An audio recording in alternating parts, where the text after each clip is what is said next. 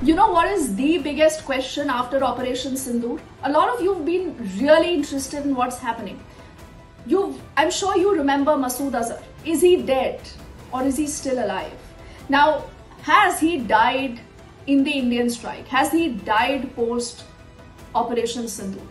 Why we say this is because apparently there are reports coming in. Now, BBC Urdu in fact here claims that Masood Azhar's sister and husband are among those killed in the attack, the precision strike by India. 10 members of their family and 4 aides have been killed. Now, where has this happened? This has happened in Bahawalpur. This is a new red line that India has crossed. Because we are not going just to the POK. We are going right for the jugular, right for the heartland where it hurts Pakistan the most. Masood Azhar is in Pakistan is an open secret. Who's Masood Azhar? What are the charges against him? All those are things I'm sure a lot of you must be aware, but we'll discuss that in just a moment. But the terror camp that has been struck by India in the precision strike in Bahawalpur, in fact, is a facility that was associated with the banned terror outfit that is the JEM, that is the Jaish-e-Mohammed.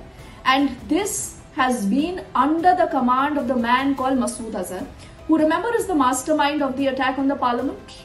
That is what that man is capable of. And in spite of all evidence, in spite of so many dossiers that have been given to Pakistan, zero action.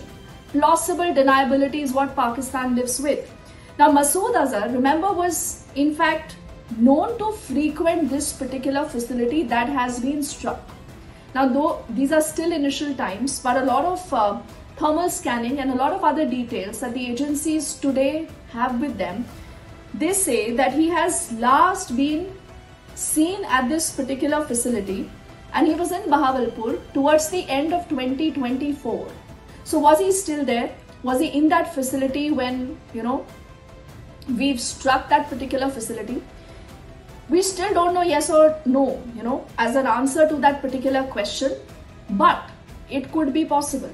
Now, why is this facility important and why was this destruction so important? Because this also became a strategic meeting point for a lot of Pakistan's deep state, that is the military officers, their intelligence operatives, a lot of their cadres. They used to frequently meet at this particular place and then plot attacks against India.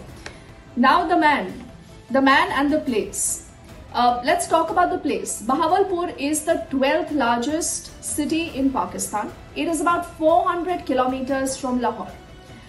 There is a Subhanallah complex here, which today has been turned into a rubble. All that you see is just debris all around. This is a camp that is spread around 18 acres.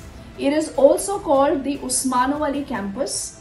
And this was the Jaish-e-Mohammed Center for recruitment, for fundraising, for indoctrination, for holding a lot of weapons for a lot of these terror camps that have continued to emanate from Pakistan. And Pakistan kept on saying, we don't know where he is. There is no evidence against him. All this is happening when the Jaish-e-Mohammed, remember, was founded in the year 2000 by this man called Masood Azhar. He is behind multiple audacious attacks against India on Indian soil. The 2001 Parliament attack, the 2016 Pathankot attack, the 2019 Pulwama attack, and many more is what Masood Azhar is today charged with.